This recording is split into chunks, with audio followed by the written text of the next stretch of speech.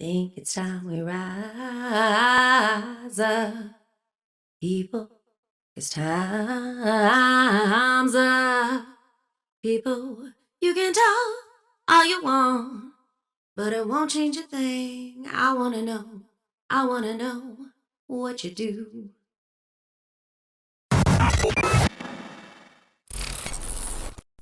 Hi, everyone. Welcome to the Up and Up. I'm Jodi Newell, and I have actually a very good friend of mine who's going to be on today, and he's going to be sharing some knowledge. I know that last week we had a discussion about Keene Mutual Aid. We were talking about the unhoused community.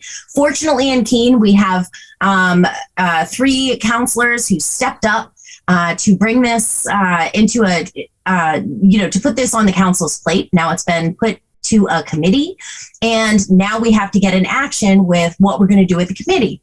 As I'm thinking about this, I'm thinking, okay, who taught me all of these things? And I learned all of that through Wolfpack. So without further ado, let me welcome the legislative director of Wolfpack, Mr. John Shen.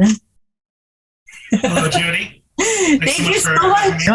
Yeah, thank you so much for being here. I'm so happy to have you on. And honestly, it reminds me of how grateful I am with the tools and the skills that I learned from being a part of Wolfpack. It's insane how much you actually learn. But we're gonna try and fit this into a very condensed and short time span here. So, when we're talking about going to a committee, right, there are certain things that we have to take into consideration. Obviously, those things, depend heavily on the particular context. I'm using this situation right now. My current, obsession is working on defending the unhoused and figuring out ways that we can work with people who don't fit into the traditional safety net. And so that's what I had talked about last week when we had Keene Mutual Aid volunteers on here explaining to us that situation. Right now, we're in that situation where we need to go to committee. And of course, that's different from what John does, what Wolfpack does. Wolfpack works on a state legislative level, right? And so going to a committee hearing, that would be on a legislative level. So there are different things about these clear differences between the two. But to start, I was wondering, John, could you give us kind of like a broad brush overview of the significance of providing testimony or public input, I guess it kind of depends on which situation you're in, what they call it, to a committee, and, what's important to include in that? Yeah, absolutely. So I think a lot of the same principles do apply across the various contexts. Obviously, whether it's a city council or the state legislature or Congress, there's going to be differences, but, at the end of the day, on the surface, what a committee hearing is it's a procedural step, right, where the legislators or whoever's on the committee meet, they gather input from the public, and ostensibly it's used to factor into their decision about what to do with the measure or legislation that's in front of them. But I don't usually think about a committee hearing that way, because in my experience, a lot of the work for a committee hearing, whether or not a piece of legislation is going to pass or fail at the committee level with their decision or what vote they decide to take, is done before the hearing. Most people on a committee will not arrive at the committee hearing with a completely open mind, right? A lot of people come in with their own impressions of the legislation that's being considered, their own prior perspectives and points of view that affects how they're thinking. And so usually the vote count that you can determine going into a committee hearing is very close to what you're going to get at the end of the day. Now, all that being said, that's not to say that a committee hearing isn't important. It's just that when you think about how much testimony is able to sway people in a committee hearing, you shouldn't be planning for a miracle, right? So legislators, council members will get swayed, but generally not that much, right? If someone's truly on the fence, that's a lot of the times where a really impressive hearing can make a really big impact. Now, what I think about a hearing is that it's a real opportunity, right? The legislators, the people on the committee are forced in that time to pay attention to the measure in front of them. And attention is one of the most valuable things that you can get a council member to contribute to a particular measure. And that's because they're paying attention, it creates an extraordinary opportunity for you to make a really good impression upon them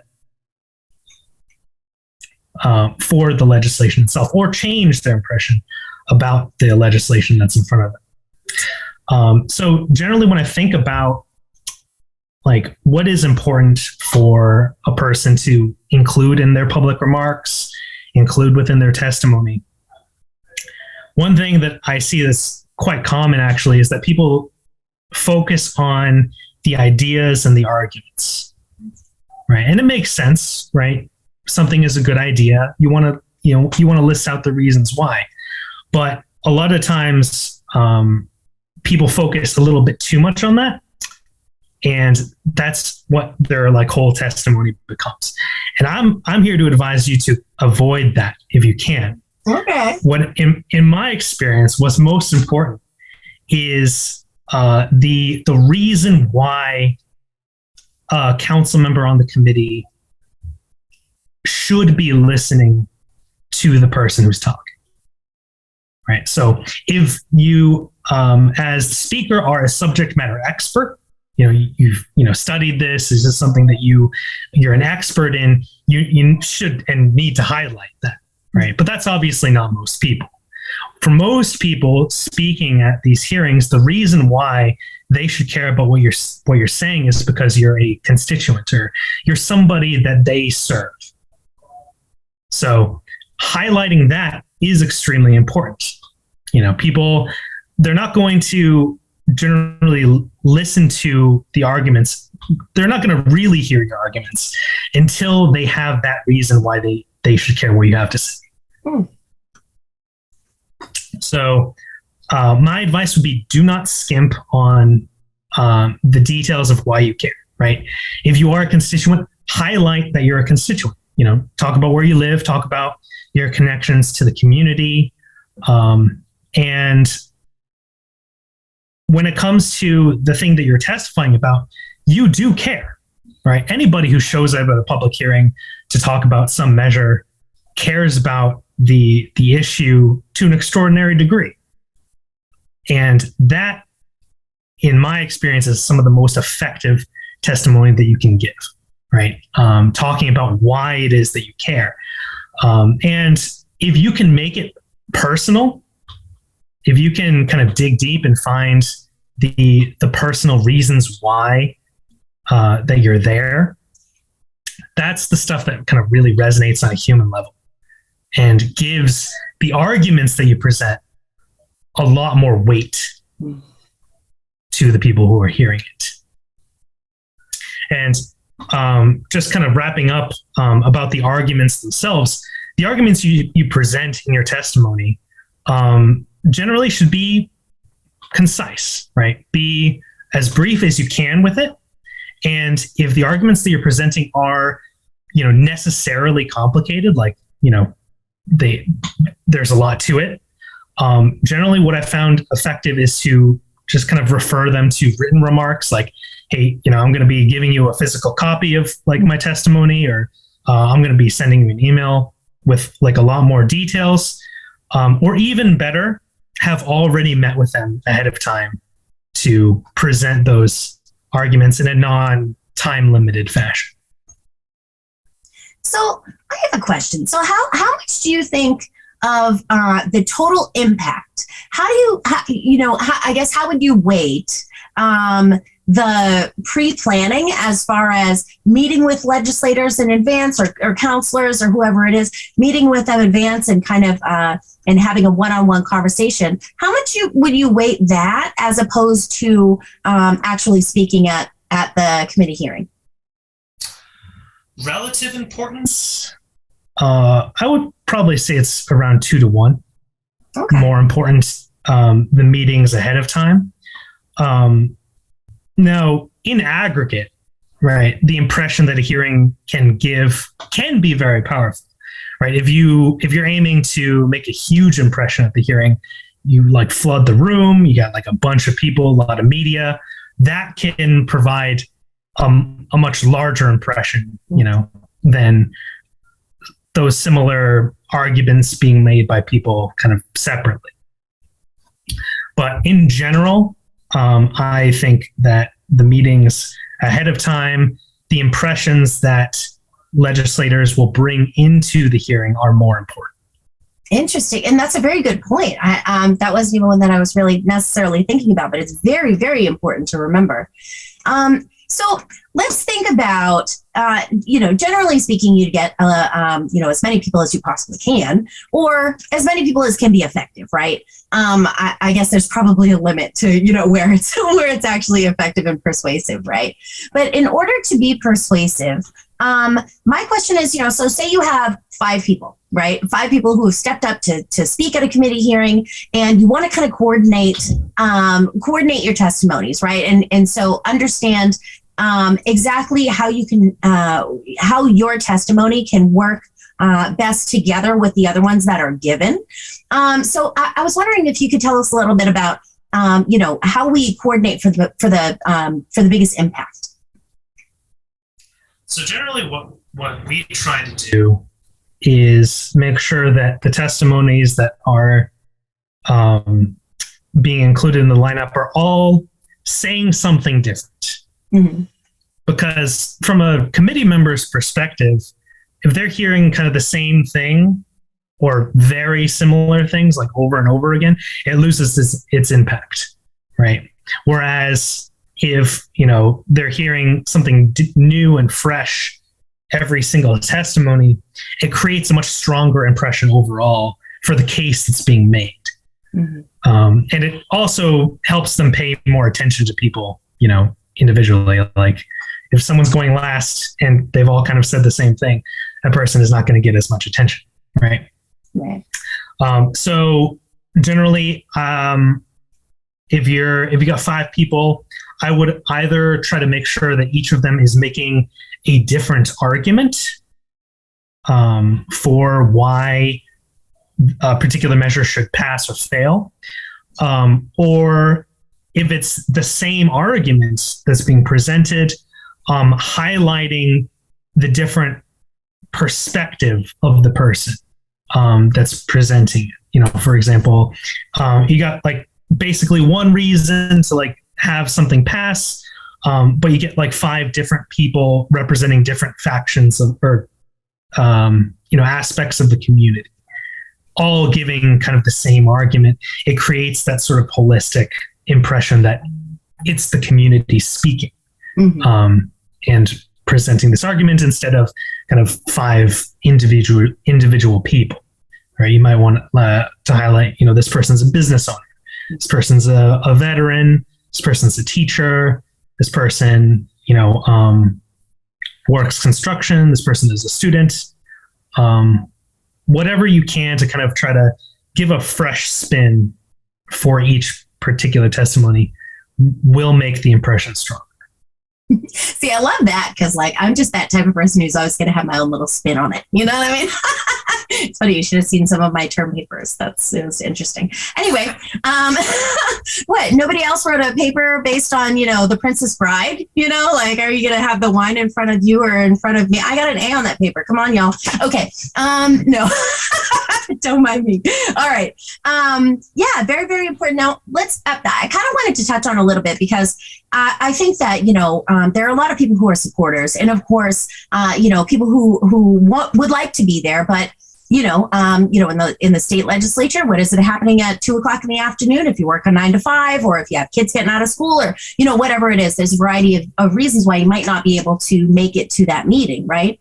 But of course, the people who are speaking there are not necessarily the only. And let me just flag real quick, because you did say, and I want to make sure that we highlight this as well, is that even if you're not speaking, but you can be there, it's very important to show up, and so that there are, there's demonstrable support in the room, right? But for people who can't necessarily make it there for whatever reason, what are some other ways, some other options that people can kind of contribute to the demonstrable support, even if they can't be there in person?